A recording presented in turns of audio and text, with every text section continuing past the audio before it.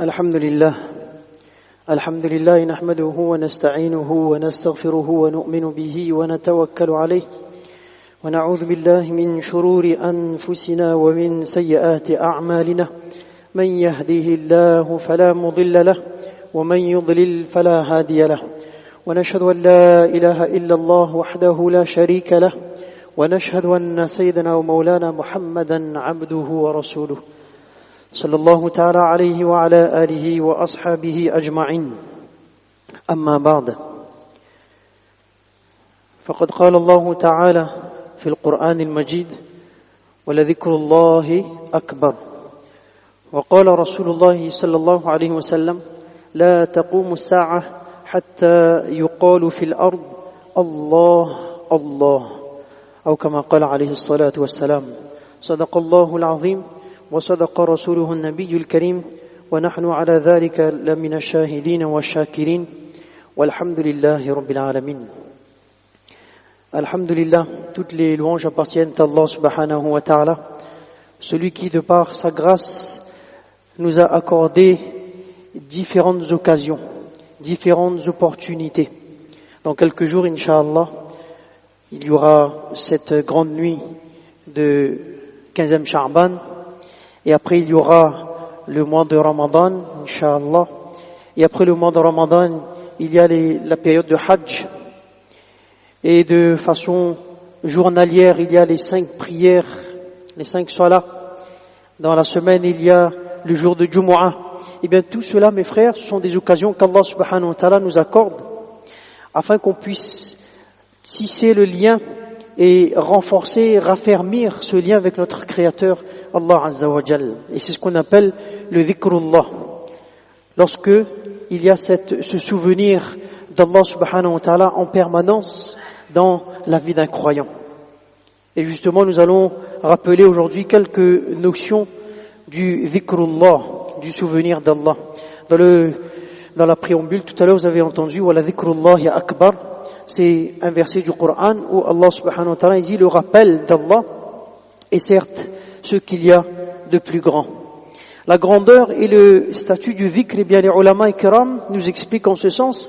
Ils disent exactement comme il y a la supériorité d'Allah Azza wa Jalla sur toute chose. Et bien de cette même manière, il y a la supériorité du souvenir d'Allah sur toutes les formes d'adoration. Et c'est ce que Abdullah ibn Abbas radiyallahu anhuma, il a expliqué dans le commentaire de Wala dhikrullahi akbar. Le rappel d'Allah est certes ce qu'il y a de plus grand. Et les savants nous disent également que le dhikrullah, eh bien c'est ce qu'on appelle le ruh sharia, c'est l'âme de la sharia. Parce que lorsque on va analyser chaque action, si on veut vraiment comprendre la splendeur du dhikrullah, en analysant chaque action, eh bien nous allons nous apercevoir que le dhikr, eh bien c'est l'âme de chacune d'elles. Et le but de chaque action est le souvenir d'Allah. Regardez parmi les actes qui sont en rapport avec le physique. Le meilleur est la salat. Et à propos de la salat, le Coran nous dit wa aqimis salata li dhikri. Et accomplis la salat pour le souvenir de moi. Pour se souvenir d'Allah subhanahu wa ta'ala. Eh bien on fait la salat. Mais là, la salat aussi, c'est le corps, la forme de l'acte. Mais le dhikr, le souvenir, lui, reste l'âme. Et sans le dhikr, eh bien la salat reste que des gestes. Et il y a le même schéma pour le hajj. Dans le Coran, Allah le stipule bien, وَاذْكُرُوا fi ayyamin ma'dudat, et invoquer Allah pendant un nombre de jours déterminés. Là aussi on revoit encore وَاذْكُرُوا, que sans le dhikr, eh bien le hajj ne serait qu'une promenade. Voilà pourquoi Rasulullah sallallahu alayhi wa sallam, il a dit en ce sens إِنَّمَا جُعِلَ رَمْيُ الْجِمَارِ وَالسَّعْيُ بَيْنَ الصَّفَا وَالْمَرْوَةِ لِإِقَامَةِ ذِكْرِ اللَّهِ. Que les différents rites du hajj, comme la lapidation des stèles, le parcours entre Safa et Marwa. Eh bien tout ça, c'est pourquoi? C'est pour instaurer le dhikrullah, le souvenir d'Allah. Et ainsi dans toutes les formes de ibadat, d'adoration, eh bien nous allons toujours constater ce même schéma. C'est pourquoi on répète encore wa la dhikrullahi akbar.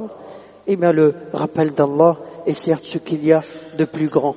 Et pour pousser encore un peu plus, eh bien les ulama nous disent que le dhikr n'est pas seulement l'âme de la charia, mais aussi l'âme de l'univers entier. Parce que cet univers fonctionnera tant qu'il y aura encore le dhikrullah, lorsqu'il y aura encore cette évocation d'Allah sur la terre. Mais le jour où ça s'arrêtera, alors l'univers aussi s'arrêtera.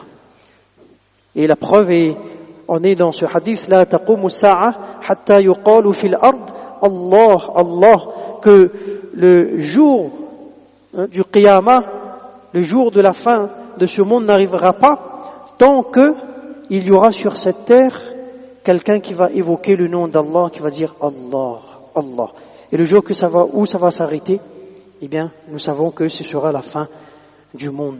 Lorsque l'âme, les ulama disent, lorsque l'âme il quitte le corps, on sait que, eh bien, le corps il se décompose.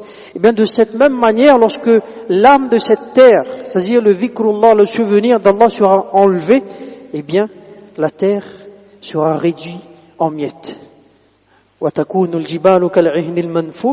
Les montagnes, eh bien, s'envoleront comme du coton.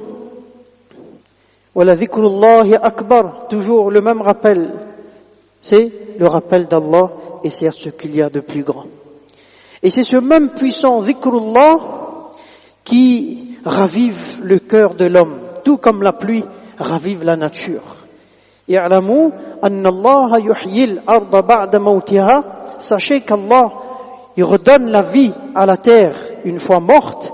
Et bien dans le commentaire de ce verset, Allama Nasafi rahimahullah ta'ala, il dit qila hadha tamthilun li athari adh-dhikr fil qulub wa innahu yuhyiha kama yuhyi al-ghayth al-ard.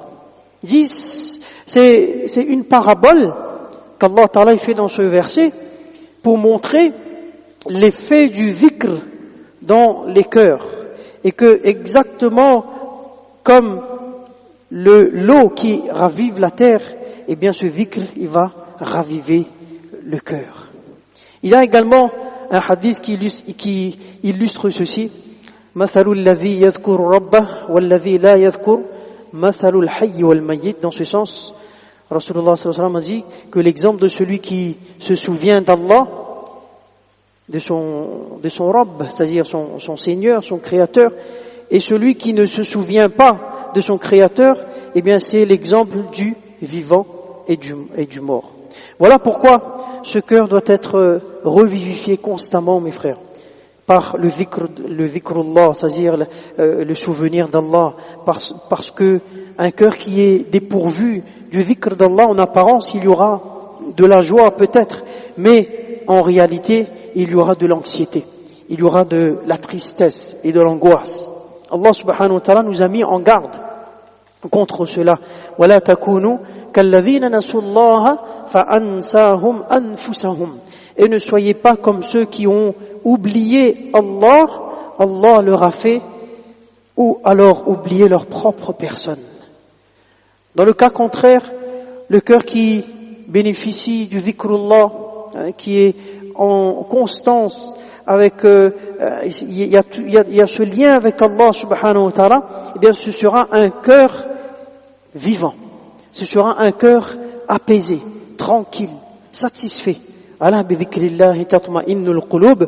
N'est-ce point par l'évocation d'Allah que se tranquillisent les cœurs? Et à travers le dhikrullah, mes frères, eh bien on obtient la proximité d'Allah azza wa jal. Fadhkuruni adhkurkum. Allah ta'ala l'a bien dit dans le Coran, souvenez-vous de moi, je me souviendrai de vous. Et à travers tous ces éléments que nous venons d'entendre, eh bien nous pouvons comprendre pourquoi Allah subhanahu wa ta'ala nous a ordonné dans le Coran de faire le dhikr en abondance. Ya ayyuhalladhina amanu dhkurullaha dhikran kathira. Ô vous qui avez cru, évoquez Allah d'une façon abondante. Wadhkurullaha kathiran la'allakum tuflihun. Invoquez Allah beaucoup afin que vous réussissiez. Une fois un homme, il a demandé: ô messager d'Allah, il existe beaucoup de façons pour accomplir les bonnes actions, les bonnes œuvres. Et je n'ai pas la capacité de tout pratiquer. Alors il a dit: montre-moi une action que je pourrais pratiquer avec fermeté et constance. Et là, il a ajouté par la suite: ne sois pas trop long, de peur que je n'oublie. En d'autres termes, il voulait dire: sois bref. Alors Rasulullah sallallahu alayhi wa sallam leur a répondu en ce sens: La yazalu lisanuka rataban min dhikrillah.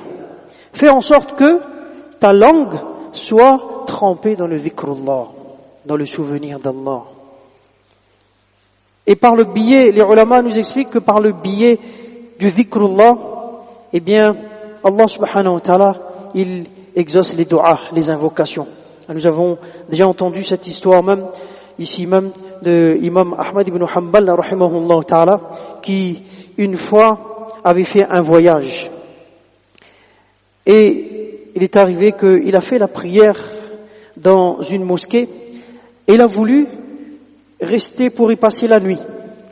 Mais le gardien, à ce moment-là, lui a demandé de quitter la mosquée, parce que ne pouvait pas passer la nuit dans la mosquée. Alors l'imam Ahmad ibn Hanbal, qui était un éminent savant, il a demandé au gardien: je ne sais pas où aller, laisse-moi passer la nuit dans cette mosquée. Alors le gardien lui a encore fait comprendre que non, tu peux pas. Et le gardien lui sait pas à qui il a affaire. C'est Imam Ahmad ibn Hanbal, mais il ne le connaît pas. Alors l'imam, il a quitté la mosquée, et en regardant à droite et à gauche, il ne sait pas où aller. Et ensuite, il s'est assis à l'extérieur de la mosquée sur le seuil. Et le gardien, qui ne savait toujours pas que c'était Imam Ahmad ibn Hanbal, alors il attrape Imam Ahmad ibn Hanbal et le tire. Il le tire de là et il l'amène vers le milieu de la route. Et là, pendant un petit moment, il était en train de réfléchir où passer la nuit. Et juste en face, il y avait le local d'un boulanger, juste en face de la mosquée. Alors le boulanger, lorsqu'il a vu cette personne qui lui aussi ne connaît pas c'est qui, il l'a invité, il a dit: viens chez moi, tu pourras dormir dans ma boulangerie. Alors il est parti chez ce boulanger, et le boulanger qui continue de travailler en mélangeant la pâte, il fait le dhikr d'Allah, subhanallah, astaghfirullah, subhanallah wa bihamdihi, subhanallah al-azim. Et en même temps, il travaille sa pâte. Il n'arrêtait pas. Alors l'imam Ahmad ibn Hanbal, en voyant cela, lui a demandé: depuis combien de temps tu fais ça? En même temps, tu travailles, en même temps, tu évoques Allah. Astaghfirullah, subhanallah, wa bihamdihi, subhanallah al-azim. Il a dit: ça fait des années que je fais cela. Au lieu de rester silencieux, eh bien, je fais le dhikr. Alors l'imam Ahmad ibn Hanbal lui demande, il dit: quelle forme de bénédiction en as-tu trouvé dans ta vie en évoquant Allah de cette façon? Alors le boulanger dit: chaque fois que j'ai demandé quelque chose, Allah subhanahu wa ta'ala me l'a accordé.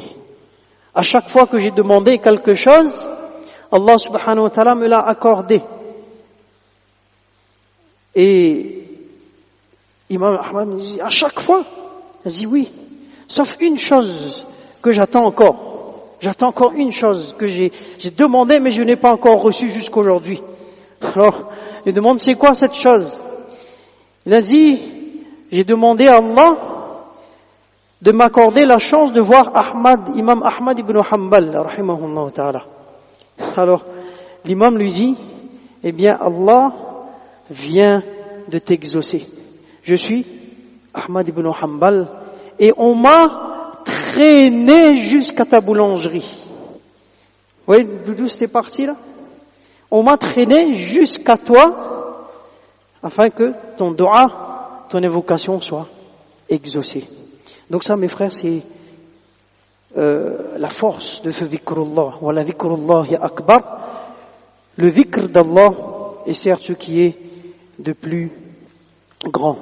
Et dans ce tasbih de ce boulanger, il y avait Subhanallah wa bihamdihi, Subhanallah al-azim. Eh bien ça, ce sont des paroles très simples, mais qui pèsent lourd. C'est ce que Imam Bukhari, rahimahullah ta'ala, il a cité dans ce recueil de hadith, dernier hadith du grand célèbre livre de Bukhari. Il y a justement cette formule: kalimatani habibatani ila ar-rahmani khafifatani ala al-lisan thaqilatani fil mizan subhanallah wa bihamdihi subhanallah al-azim. Dans ce hadith, Rasulullah sallallahu alayhi wa sallam nous dit qu'il y a deux formules qui sont très appréciées: habibatani ila ar-rahman, très appréciées auprès du tout miséricordieux; khafifatani ala al-lisan, très légères sur la langue, c'est-à-dire très facile à prononcer; thaqilatani fil mizan, très lourd, qui vont peser très lourd dans la balance le jour du Qiyamah. Et c'est quoi? C'est Subhanallah wa bihamdihi, Subhanallah al-azim. Donc nous aussi, si on arrive à mémoriser ces quelques paroles, quelle que soit la formule, eh bien, on utilise ces formules: La ilaha illallah, Subhanallah, Alhamdulillah, Allahu Akbar. Là, il y a des grands moments qui arrivent, la nuit du 15e Sha'ban, durant le mois de Ramadan, eh bien, de profiter, Inch'Allah, afin que on puisse tisser et raffermir, renforcer notre lien avec notre Créateur, Allah Azza wa Jal. Wa akhiru da'wana, anil hamdulillahi rabbil alamin.